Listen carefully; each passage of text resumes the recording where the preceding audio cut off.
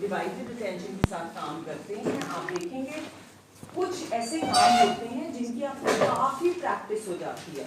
मतलब आप कोई दो काम इकट्ठे रोज कर रहे हो, तो आप देखोगे आपको जस्ट बिकॉज आपको प्रैक्टिस इनफ हो गई है, आप अच्छे से कर लेते हो। मतलब दो काम कर रहे हो पर फिर भी अच्छे से कर लेते हो बिना गलती के। द सेम थिंग कि जैसे आप ड्राइव करते हो म्यूजिक सुन सकते हो, आपको कोई प्रॉब्लम नहीं होती। शुरू में शायद लगता होता था, जब इनिशियल टाइम होता था ड्राइविंग का, जब आपने सीखी थी, आप म्यूजिक भी बंद कर लेते थे, बड़ा फोकस होता था। बट अब वो बिल्कुल ऑटो मोड पे चलता है, which means with good practice और गुड अमाउंट ऑफ एक्सपीरियंस आप शायद अपनी डिवाइडेड अटेंशन को बेहतर तरह से इस्तेमाल कर सकते हैं। सो जब भी एक स्टडी नीजर और बेकलर ने की थी, जो कि 1975 में की गई थी, एक टेलीविजन स्क्रीन अरेंज किया गया। आई थिंक समथिंग लाइक जो आप लोग भी कह रहे थे, if it was a similar study. तो उन्होंने क्या किया, एक स्क्रीन किया, उसके ऊपर सब्जेक्ट्स को 3 ग्रुप्स में डिवाइड किया गया, ठीक है। तीनों ग्रुप्स को अलग अलग चीज दिखाई जाने वाली है स्क्रीन के ऊपर, और उनको भी वापस कुछ करना है। तो पहला जो ग्रुप है उसको केवल एक गेम दिखती थी स्क्रीन के ऊपर, और वो गेम क्या थी कि जैसे हम लोग यहाँ से बॉल पकड़ी और दूसरे बंदे को फेंकी, कैच करना। Every time one person who would catch the ball, जैसे वो कैच करता था आपको स्क्रीन में दिखता था कि बॉल कैच हो गई है, तो सब्जेक्ट के सामने एक स्लॉट होता था जिसमें एक ग्रीन लाइट है और एक रेड लाइट है। उनको कहा जाता था जब भी बॉल कैच होगी आपने रेड बटन को प्रेस करना है, रेड लाइट को प्रेस करना है। तो सब्जेक्ट्स एक काम है, उसको जैसी बॉल कैच होती थी वो बड़े आराम से रेड लाइट को प्रेस कर लेते थे with no errors and no delays also, right. दूसरा सब्जेक्ट था, उसको एक और गेम दिखाई गई दूसरे ग्रुप को। दूसरी गेम क्या थी, दैट जैसे हम लोग क्लैपिंग वाली गेम खेलते हैं, अगर मैंने ऐसे हाथ रखा है, आप हिट करने की कोशिश करोगे और मैं बचाऊंगी अपने हाथ को, करते हैं ऐसा। तो वही गेम थी, और उसमें ये था इवेंट, सिग्निफिकेंट इवेंट, जिसके ऊपर सब्जेक्ट ने ग्रीन वाला लाइट प्रेस करनी होती थी। वो तब होती थी व्हेन वन सब्जेक्ट और one person could clap the other one's hand. जब क्लैप होता था तो जो सब्जेक्ट्स हैं सेकंड ग्रुप के, उनको ग्रीन वाली लाइट प्रेस करनी होती थी। तो इन सब्जेक्ट्स ने भी बड़े आराम से वो वॉच करते थे, जितनी बार क्लैप होता था उतनी बार ग्रीन लाइट को वो प्रेस कर देते थे।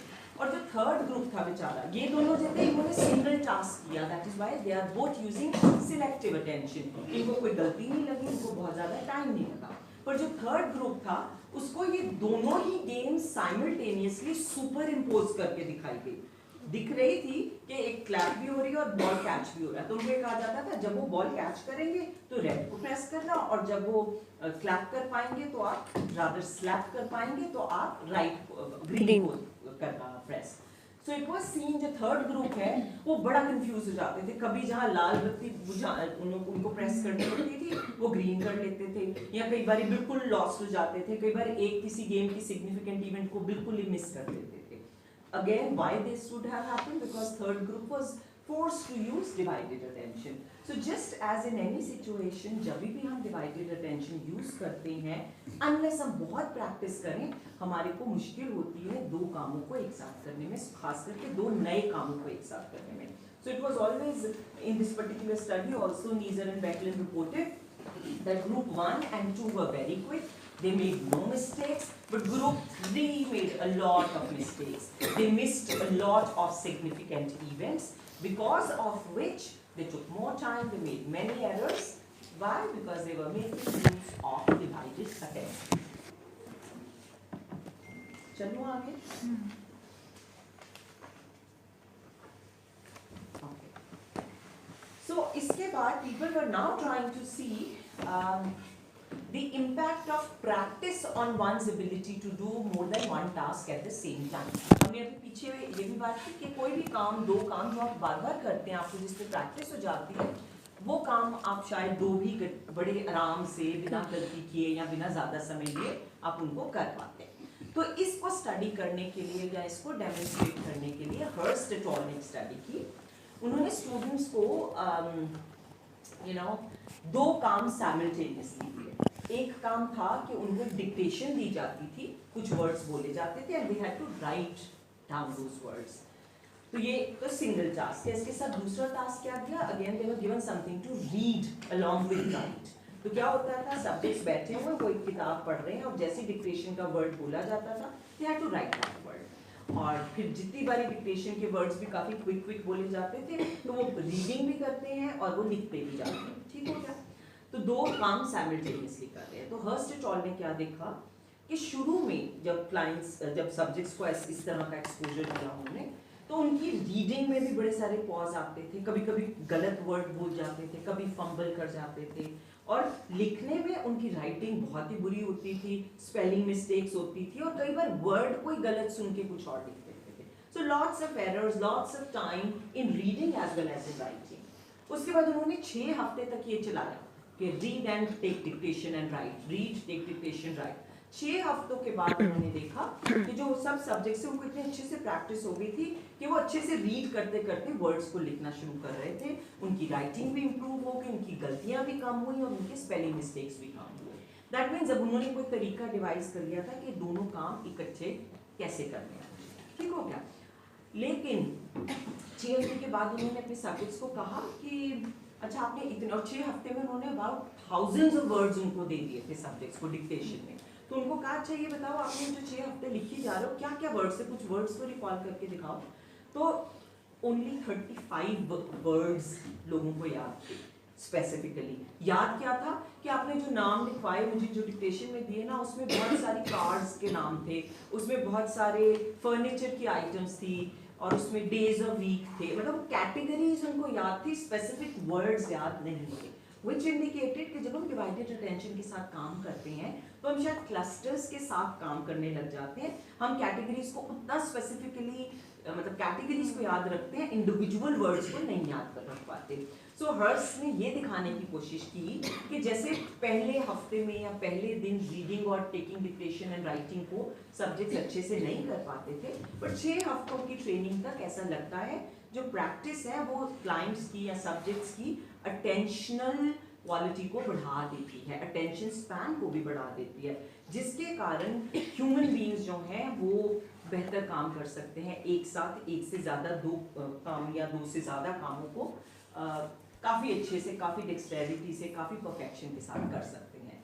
सो यूँ लगता है कि प्रैक्टिस जो है वो आपकी अटेंशन की क्षमता को बेहतर कर सकती है। तो अगर आप फोर्स्ड हैं इस चीज़ के लिए कि आपके पास चॉइस नहीं है कि आपको तो एक साथ 2 काम करने ही करने हैं, there is no other way, then please take pause, आराम से शुरुआत में सीखिए, जल्दी ही वो चीज़ आपके लिए ऑटो पायलट स्किल बन जाएगी और तब आप कर सकते हैं। सो एक से ज़्यादा 2 कामों को अगर साइमल्टेनियसली करना आपके लिए ज़रूरी है, then make sure that you give some time, you practice and then they will become you will become better at it, आपको कोई गलती नहीं होगी। डिवाइडेड अटेंशन का नुकसान या ये सारी डिस्कशन आप कहोगे ये तो हमें पता है ना, मतलब कभी गलती हो भी जाती है, कभी अच्छे से भी हो जाता है, इतना क्यों बता रहे हो। 1975 में एक यूगोस्लावियन प्लेन क्रैश हुआ था और उसमें सब लोग मर गए थे, जितने भी उस पर क्रू और जितने पैसेंजर्स थे, I think close to 174 people died. तो जब वो सारा उसके बाद एनालिसिस करते हैं तो ये पता चला एक बंदा जो ग्राउंड कंट्रोल ऑफिस होता है, जो हर फ्लाइट को बताते हैं ओके कहते हैं टू टेक ऑफ और टू लैंड एटसेट्रा एटसेट्रा, जो बेसिकली एयर ट्रैफिक को कंट्रोल करते हैं। So there was this one person who was controlling that this flight, और वो बंदा पिछले 8 या 9 घंटों से कंटिन्यूसली काम कर रहा था। उसको जो ब्रेक मिलनी थी, जिसने रिप्लेस करना था, वो बंदा नहीं आया, और उसने पिछले 5 मिनट में उसको 11 मैसेजेस आए थे और उसने 9 मैसेजेस भेजे थे।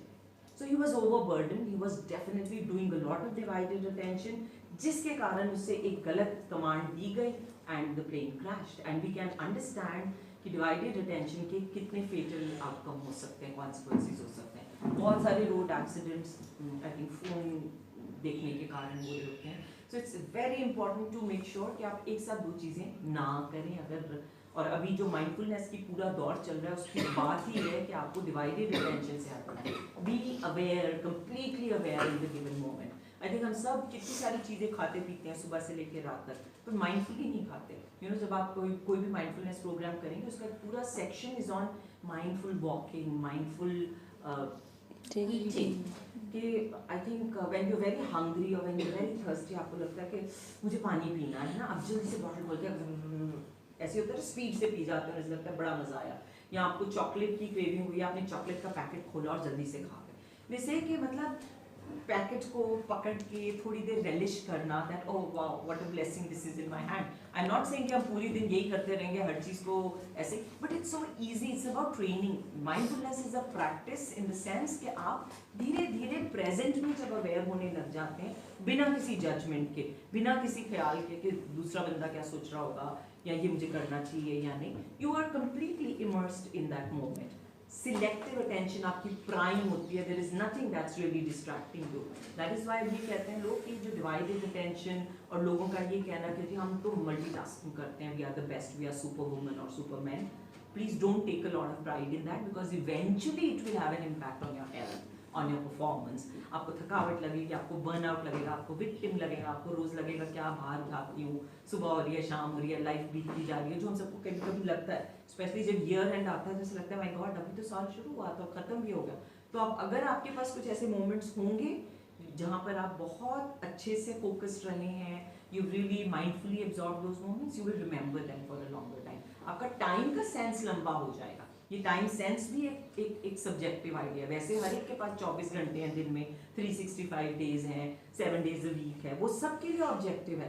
पर कई लोगों के लिए टाइम, आई थिंक हम बड़ी पोएटिक तरीके से कहते हैं ना कि समय बीतता ही नहीं, या समय पता ही नहीं चला कब बीत गया। तो उसमें बड़े इमोशनल फैक्टर्स होते हैं, बड़े सब्जेक्टिव फैक्टर्स होते हैं। येट आपकी अटेंशन सबसे इंपॉर्टेंट फैक्टर होता है कि क्या आप किसी भी अपने साथ घटने वाली घटना को रूटीन में, are you paying enough attention, and are you really absorbing the fun part of it or the lesson part of it or whatever. So attention को आप चेंज कर सकते हैं, attention की स्पैन को, उसकी बाउंड्रीज को आप ब्रॉडन कर सकते हैं अगर आप प्रैक्टिस करें। तो कुछ भी आ जाए आपको लाइफ में, कभी भी मुश्किल कोई चीज़ लगती है, चाहे वो पढ़ाई में हो, चाहे वो रिलेशनशिप्स में हो, patience and practice are 2 things that can really take you places. तो थोड़ा सा ये जानना कि what is it that you're doing wrong and how can you correct it, you will see that you're already kind of through with that obstacle. पर हमारे में patience नहीं होती, हमारे को चाहिए होता है अभी के अभी चाहिए होता है। यहाँ में होता है कि कोई और मेरे लिए ये रिजॉल्व कर दे, मेरे लिए ये डिसीजन ले ले। But if you pay attention to a few things around you, you will be kind of you know all set to take a great flight. So this was about divided attention. अब इसके ऊपर हम और भी studies करेंगे, but उससे पहले हम सिलेक्टिव अटेंशन के आइडिया पे थोड़ा सा स्पेंड करेंगे time. Selective attention is a process where you focus on one object, a particular object in the environment for a certain period of time. Now we all पहले था divided से या अभी सिलेक्टिव हमने शुरू किया है, पर वैसे कल की क्लास जब खत्म की थी टाइप्स ऑफ अटेंशन में, तो उसमें हमने सिलेक्टिव और डिवाइडेड दोनों की बात की थी। अभी हमने सिर्फ डिवाइडेड ही पढ़ा है, अब सिलेक्टिव पे आए। सो सिलेक्टिव अटेंशन है वो तरीका जिसमें आप एक चीज़ पे कुछ समय तक केवल एक ही चीज़ पर अपना ध्यान केंद्रित करते हैं। और जो अटेंशन है ये माना जाता है it's a limited resource, unlimited नहीं है कि मैं यहाँ बैठी हूँ और मैं कहूँ कि मुझे सब कुछ यहाँ भी दिख रहा है या वहाँ बाहर क्या हो रहा है, जो आई थिंक जिसको आप ओमनी प्रेजेंट कहते हैं। हमारी अटेंशन ओमनी प्रेजेंट नहीं है। अटेंशन भी चलाने के लिए मेरे सेंस ऑर्गन सही होने चाहिए। दैट मीन्स अगर मेरी आंखें काम कर रही है, only then I can pay attention to your faces. मेरे कान अगर काम कर रहे हैं तभी मैं आवाज़ें सुन पाऊंगी। पर अगर मैं ये कहूँ, जैसे कि कई गुरुज ऐसा क्लेम करते हैं कि मैं यहाँ बैठी बैठी मैं वो देख सकती हूँ वहाँ पर क्या हो रहा है।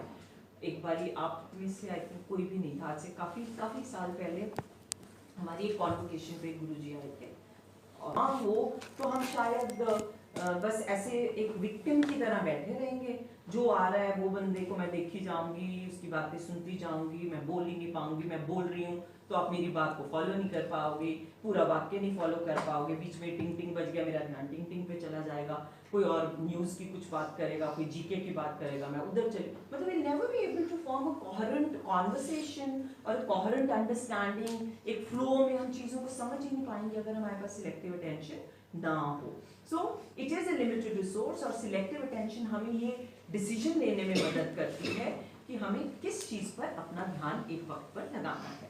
और डेली बेसिस पर आप देखेंगे हम सिलेक्टिव अटेंशन का भी इस्तेमाल करते हैं, ऑफ कोर्स डिवाइडेड का भी करते हैं, but selective attention is a choice and we should be blessed and thankful that we can make this choice. ऐसा नहीं है कि मेरे को कुछ और ही चीज़ें गवर्न कर रही है। अगर मैं डिसाइड कर लूँ, आई थिंक आप सब लोग कितना भी कह लोगे मैं बड़ी डिस्ट्रैक्टेड हूँ, मेरे से ना पढ़ाई नहीं होती, मेरा ध्यान ही कहीं और लगा रहता है, जब पढ़ने बैठती हूँ तो 5 मिनट में मेरा ध्यान खराब हो जाता है। But all said and done, जब एग्जाम की तैयारी करने आप लोग बैठे थे तो एक दिन पहले आपकी अटेंशन के मतलब सीन निकल आए थे। It was like you are so good with your attention because you chose there was no choice कि पढ़ना नहीं तो फिर कब पढ़ना, लेकिन आप जैसे ही फोकस कर लेते हो, मन में डिसाइड कर लेते हो कि अब तो मैंने खत्म कर देना आज पूरा syllabus, and when you stick to it, you are using selective attention. You are selected to choosing to pay attention only on this and not on your phone and not on this and not on any other thing.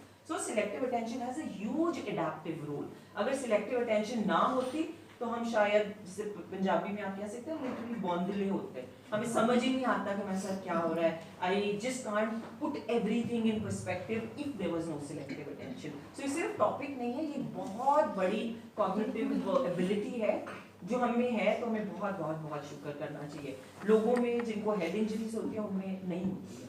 Will see के attention को parietal lobe बहुत control करता है, लेकिन अगर parietal lobe ना हो, इस जगह पे कोई चोट लग जाए, तो आप देखोगे कि आपको चीज़ों को अटेंशन पे करने में मुश्किल होती है. आपको हम सब ने attention deficit hyper activity disorder सुना है. उसकी प्रॉब्लम ही सारी अटेंशन है. That a person, a child can not pay attention on one stimulus for certain number of time, I mean for certain amount of time. बस जल्दी जल्दी उनको बदलना है. तो अटेंशन ना होना बहुत बड़ी बीमारी है, और अगर हम सब में अटेंशन है तो बहुत शुक्र and immense gratitude for that.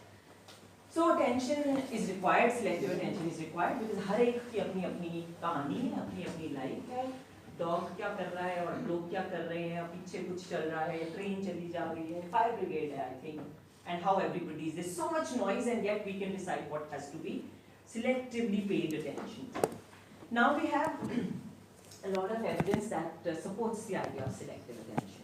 A lot of people are always confronted with lots of stimuli, lots of tasks at the same time, और आपको तब डिसाइड करना पड़ता है कि आपने किस पे अटेंशन पे करना है. बहुत फेमस है ये जो एक कॉकटेल पार्टी फिनोमेना जिसको कहा जाता है, कि किस तरह से आप जब एक बहुत नॉइजी पार्टी में होते हैं, बहुत म्यूजिक ऊंचा है बज रहा, डिस्को में हैं आप, और सब लोग बात कर रहे हैं ऊंची ऊंची ऊंची, आपको लगभग चीखना पड़ता है दूसरे के साथ बात करने के लिए. तब भी प्रैक्टिकली स्पीकिंग वो साउंड के डेसिबल बहुत ऊंचे होते हैं जो भी म्यूजिक चल रहा होता है. तो तब हम क्या करते हैं, अपने ग्रुप में थोड़ा सा फिजिकली दूसरे बंदे के नजदीक आके भी start following what they are saying and we can really follow the conversation. और आपको और किसी की बात नहीं सुन रही, आप सिर्फ आपस में ही काफी ज्यादा नॉन वर्बल क्यूज के साथ और ऑफ कोर्स लिप्स के द्वारा गेस करके कि क्या बंदा बोल रहा है, आप बात कर पाते हैं दो लोग. लेकिन अगर उसी के साथ ही आपके साथ वाले ग्रुप में कुछ लोग खड़े हैं और वहां पर आप कोई आपका नाम लेता है, आप देखोगे कितना भी शोर होगा, आपका ध्यान एकदम वहां जाएगा. क्यों? क्योंकि किसी ने आपका नाम लिया. तो आप अपने ग्रुप को छोड़ के आपके कान थोड़े उधर हो जाएंगे and you will just want to know what is it that they are talking about me. So that means एक फिजिकल रियलिटी है कि इतना आवाज है, इतना शोर है कि आपको कुछ नहीं सुन रहा, लेकिन कुछ फैक्टर्स हैं जो आपको फिर भी सुन जाते हैं, खास हमारा नाम, क्योंकि दैट्स आवर आइडेंटिटी. किसी को सेल्फ रेफरेंस भी कहा जाता है. तो एक्सपेरिमेंट्स इस तरह के किए गए जहाँ पे लोगों को एक साथ कई सारे स्टिमुलाई प्रेजेंट किए गए, और कॉकटेल पार्टी फिनोमेना हमारे को खास ये डिस्क्राइब करता है या खास एक डेमोन्स्ट्रेट करता है दैट सिलेक्टिव अटेंशन का इस्तेमाल हम अपनी चॉइस पे कर सकते हैं. सो सिलेक्टिव अटेंशन पे की जाने वाली स्टडीज ने दिखाया है कि लोग अदरवाइज इररेलेवेंट चीजों को बिल्कुल नहीं नोटिस करते, लेकिन अगर उनको एक चीज फॉलो करनी है तो they can selectively choose to pay attention. Again आप टेलीविजन पे या कई बार अभी कार्स में अपनी रेडियो सुन रहे हैं और कोई दो चैनल्स जो हैं वो सुपर इम्पोज्ड होते हैं कि एक की आवाज़ आ रही होती है बीच में, फिर वो थोड़ी लो जाती है और फिर दूसरी आवाज़ आने लग जाती है. किया किसी ने ऐसा कुछ फेस कभी नहीं सुनते आप लोग? तो बहुत ही क्या ऑटोनमस लोग हैं ना, अपना जो सुनना है वो सीधा एयरपॉड्स लगाए और वही सुनना है, हमारे को कोई सिग्नल का पंगा नहीं. बट यस, जब भी आप कभी रेडियो लगाएंगे तो जैसे अगर एक चैनल पे चल रहा है आजा शाम होने आई, और दूसरे चैनल पे चल रहा है आज हम अनुलोम विलोम करेंगे, और ये दो चैनल्स अगर सुपर इम्पोज हो जाएंगे, आपका इंटरेस्ट योगा वाली बात सुनने में है तो आप आराम से आजा शाम होने आई को पीछे कर दोगे और आप उस सुपर इम्पोज चीज में भी अपनी बात सुन लोगे. अगर आप गाना सुनना चाहते हो तो योगा वाली इंफॉर्मेशन को आप थोड़ा बैकग्राउंड में और उसको फोरग्राउंड में रख के फॉलो कर पाते हैं. So I think this happens a lot if you listen to radio. आप लोगों के टाइम में वो वाला एंटेना नहीं है जिसको घुमा के उसका एक पॉइंट सेट किया जाता था जहाँ पे I am sure you have heard about it from your parents कि इस तरह से ये ना कोई डिश हुआ करते थे ना कुछ, तो कोई लंबा सा एंटीना लगा होता था जिसके वो ऐसे करके हॉरिजॉन्टल वर्टिकल 3-4 उसकी लाइन। हाँ पंजाबी देखा, ओके हाँ। So it really used to be a thing कि जब नई टेलीविजन पे आता था तो एक बंदा ऊपर जाता था, एक बीच में मैसेंजर खड़ा होता था, तो ऊपर वाला कहता था अब आया, वो कहता था आया, वो कहता था नहीं आया, फिर उसको हल्का सा हिलाया जाता था। लेकिन अगर कोई आपका बड़ा ही पॉपुलर, कोई बहुत ही आपको जो अच्छा शो लगता है, आपको देखना ही चाहते हो, तो वो गंदे से उसमें भी you try and follow it. Why? Because आपकी सिलेक्टिव अटेंशन आपको मदद करती है कि कितना भी क्राउड हो, कितनी भी गड़बड़ हो, कितना भी कंफ्यूजिंग चीजें हो, you will always kind of follow what you want to follow. आपका इंटरेस्ट गवर्न करता है, बट आपकी सिलेक्टिव अटेंशन उसको पॉसिबल करती है।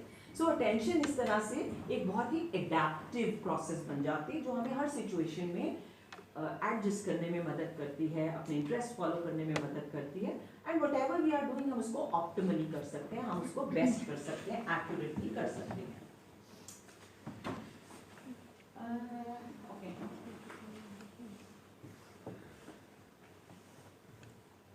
कुछ नहीं समझ आया?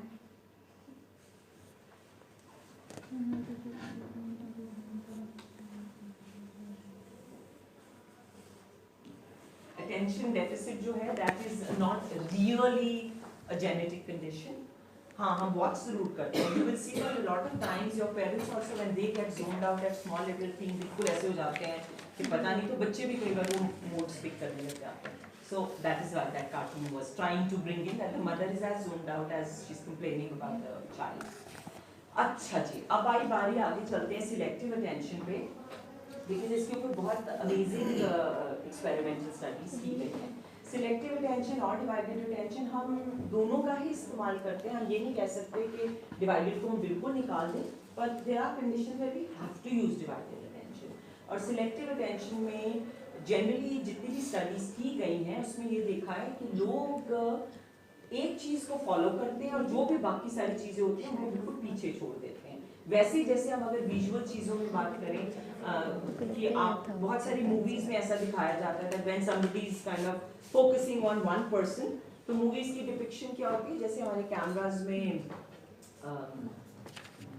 What is that function in camera, blur, portrait में आपका आगे आ जाता है बंदा, बाकी सारी ब्लर्ड हो जाती है बैकग्राउंड। तो ऐसा ही कुछ आपकी सिलेक्टिव अटेंशन मदद करती है कि जो चीज को हमें फॉलो करना है वो एक तरह से फिगर बन जाता है, बाकी सब चीजें बैकग्राउंड में चली जाती हैं। तो सिलेक्टिव अटेंशन पे बहुत इंप्रेसिव काम किया शेरी ने, CHERRY, और उन्होंने जो अपना एक्सपेरिमेंट किया उसको बहुत लोगों ने रेप्लिकेट भी किया है, और उन्होंने दो टर्म्स यूज करी या एक टेक्निक यूज की जिसको कहा जाता है शैडोइंग टेक्निक और डायगोटिक listening.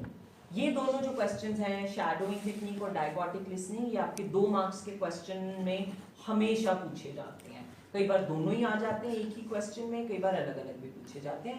So you should be very clear what is shadowing, what is dichotic listening and also where it is used. तो सिलेक्टिव अटेंशन के एक्सपेरिमेंट्स में शेरी ने ये पर्टिकुलर चीज यूज करी। शैडोइंग क्या है? शैडो का मतलब होता है हमारी परछाई हमेशा हमारे साथ साथ चलती है, ऐसा माना जाता है हमारे पीछे।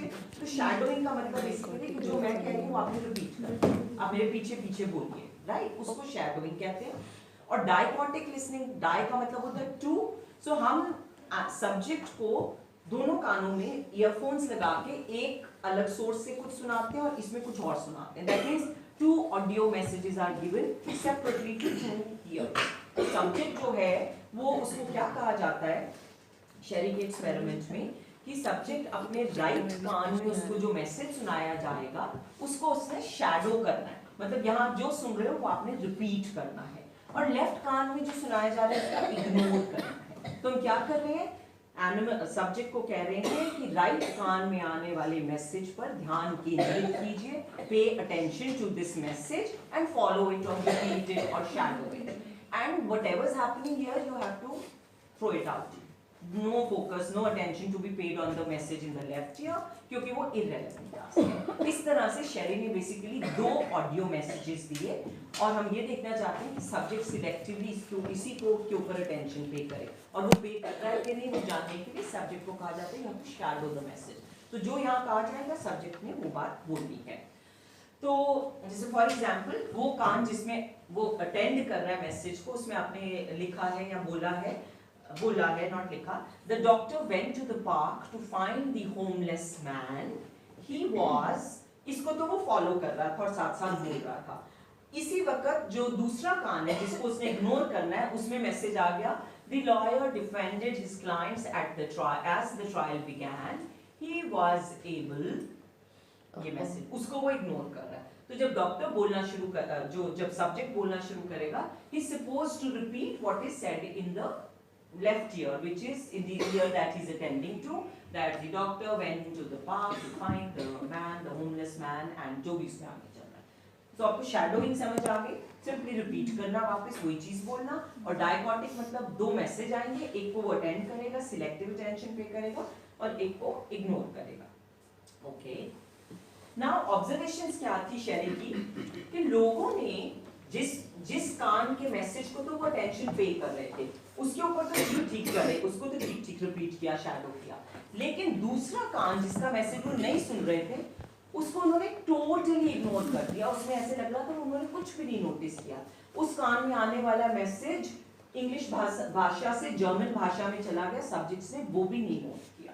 The only thing that they noted was, there were two things that they noted. One, कि जो आवाज पहले मेल की थी वो फीमेल की बदल गई, ये नोट किया लोगों ने कि आवाज की क्वालिटी में फर्क आया, या मेल टू फीमेल हो गई, या अगर अनअटेंडेड ईयर में कोई उनका नाम बोल देता था तो उनका पूरा ध्यान उसके ऊपर चला जाता था, just as it happens in cocktail party phenomena. So these were the only two things that subjects registered in the unattended ear. बाकी उनको उसका कुछ नहीं पता था कि किस चीज के बारे में बात हो रही है, क्या बात हो रही है, किस भाषा में बात हो रही है। Male to female voice change होती है तब पता चलता था, या उनका नाम अगर अनअटेंडेड ईयर में बोला जाता था तब उनका ध्यान उस कान के ऊपर जाता था। इतना समझ आया? Yes. Okay. Now another study was done by Treisman. पहले अभी जो हमने करी है वो शेरी ने की थी divided selective attention पे। Now Treisman ही है जो आगे जाके हमें एक attention की थ्योरी भी देने वाली है। So we'll come back to her one more time. Treisman ने भी दो मैसेजेस वही डायकॉटिक लिसनिंग और शैडोइंग टेक्निक यूज की, पर उन्होंने कुछ और भी ऑब्जर्व किया। क्या किया? आप अगर देखेंगे वो ईयर जिसमें उनको सब्जेक्ट ने बात रिपीट करनी थी, जिसको शैडो करना था, उसमें मैसेज दिया गया, in the picnic basket she had peanut butter, book, leaf, roof, sample, always. ये तो उसने सुनना था और बोलना था। और जो अनअटेंडेड ईयर है उसमें साइमल्टेनियसली मैसेज क्या चल रहा था? Cat, large, day, apple, friend, every, select, sandwiches and chocolate brownies. ठीक है, तो सब्जेक्ट, अब हमें ऐसा लग रहा है अगर शेरी की बात सही है तो सब्जेक्ट जो है उसको सीधा सीधा जिस ईयर को उसने अटेंड करना है, शैडो करना है, उसकी बात को वो बोल दे। लेकिन हुआ क्या, सब्जेक्ट से क्या बोला, उनको सीधे सीधे बोला कि आप इसको शैडो करके सुनाओ, बताओ। अब सब्जेक्ट्स क्या बोले आप देखें, in the picnic basket she had peanut butter, sandwiches and chocolate brownies. आपने देखा ये जो पिछला वाला था उसमें कहाँ पर थी चॉकलेट ब्राउनीज और सैंडविचेस वहाँ थे, और इस तरफ सिर्फ पीनट बटर था जिसको, और आगे कहीं कुछ था। पर अब देखो ये आप सब्जेक्ट की टॉप डाउन प्रोसेसिंग उसको बता रही है कि भैया पिकनिक बास्केट में ये सैंपल लेके क्या जाओगे, ऑलवेज लेके क्या जाओगे, यू नो, रूफ का क्या करोगे पिकनिक बास्केट में, तो वो ऑटोमेटिकली एक मीनिंगफुल सेंटेंस बोलने लग जाते हैं, शैडो करने लग जाते हैं। हालांकि अभी तक शेरी कह रहे थे कि जो अनअटेंडेड ईयर है उसका हमको कुछ नहीं पता, पर जब ऐसे इस तरह के टास्क दिए गए डायकॉटिक लिसनिंग के द्वारा, तो ये देखा कि जो सब्जेक्ट्स हैं वो कहीं ना कहीं टॉप डाउन प्रोसेसिंग के कारण वो एक्सपेक्टेशन के हिसाब से बोलने लग जाते हैं कि वो अपनी पिकनिक बास्केट में ब्राउनीज और सैंडविचेस भी लेके गई जो अदरवाइज अनशैडोड ईयर में जाना था। So क्या सब्जेक्ट के रिस्पॉन्सेस थे जब सब्जेक्ट से बोला that in the picnic basket she had peanut butter, sandwiches and chocolate brownies. So subjects were actually unaware कि उन्होंने unattended ear से कुछ उठा के एक अपना बड़ा meaningful sentence बना दिया है। वो जो unrelated words थे, roof, sample, always, उनको उन्होंने totally ignore कर दिया। That again indicates, याद है हम कहते थे cognitive processes interact with each other, they never operate in isolation, they are active। तो इस वक्त आपकी top down processing भी चल रही है, कहती है कि जब सुन रहे हो, जब हम कोई बात सुन रहे होते हैं तो हम बॉटम अप से सुनते हैं, पर जल्दी उसका मतलब बनाने के लिए हमारी टॉप डाउन हमारे रेस्क्यू को आ जाती है। तो यहाँ भी कुछ ऐसा ही हुआ कि सब्जेक्ट्स हालांकि डायगोटिक लिसनिंग कर रहे थे, एक को शैडो कर रहे थे, पर उन्होंने सिर्फ कहीं ना कहीं ओवरआर्चिंग प्रिंसिपल बन गया the meaning in the whole sentence. तो जब वो बोल रहे थे, बोलते हुए उनको अटपटा शायद लगता कि in the picnic basket she carried roof samples always, मतलब ही बनता मेरे से कोई गलती हुई होगी, अच्छा चॉकलेट सैंडविचेस भी था कुछ, तो उन्होंने अपने हिसाब से ये मतलब वाला सेंटेंस बना दिया। Well not always say that, but many subjects did that, which indicated that top down processing always remains very very important। ये experiment same चीज है which is shown in just one slide, और ये क्यों हुआ? Because of semantic effect, that meaningful things are more important for us। चाहे आपके लिए वो unattended message में कुछ चीजें थी, पर हम उन सबको combine इस करके कर पाए, क्योंकि जब तक चीजों में मतलब नहीं होता हमारे को थोड़ी प्रॉब्लम होती है। It's very difficult to kind of put things that have no relationship or no kind of meaning for you, it's very difficult to put them together। हम रट्टा मार के कभी कभी वो चीज़ें याद कर लेते हैं, ऐसा नहीं है कि impossible है, पर फिर भी बहुत सारे ऐसे जब अलग अलग मैसेजेस दिए गए, तो हमेशा ट्रीजमैन ने मेजॉरिटी ऑफ एक्सपेरिमेंट्स में दिखाया कि सब्जेक्ट्स जब शैडो करने लगते हैं तो वो अटेंडेड ईयर के मैसेज से शुरू तो करते हैं, पर जल्दी ही वो दूसरे वाले को भी अंदर ले आते हैं, उसके कंपोनेंट्स को, और वो भी उन कंपोनेंट्स को which are making sense, which are conceptually expected in a picnic basket। Is that okay, everyone? Right।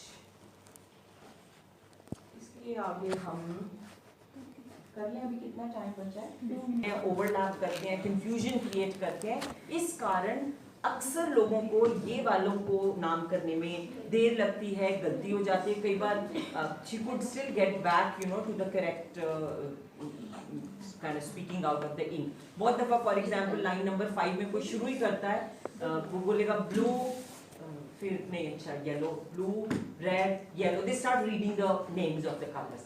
अब यहाँ हो क्या रहा है? When the color of the ink and meaning of the word that is written, when they are incongruent, they confuse us, they're trying to kind of we wonder कि क्या हो रहा है। अब यहाँ पर भी थोड़ी सी प्रैक्टिस के बाद आप देखोगे आप लोग सब आराम से सारे इंक कलर्स बोल पाएंगे, because you start then selectively telling yourself no I just have to focus on the colour that is appearing, not the name, not the spelling. So जब बच्चे उसको एक ऑब्जेक्ट की तरह ट्रीट करते हैं कि green, blue, yellow, green, then you are not getting it।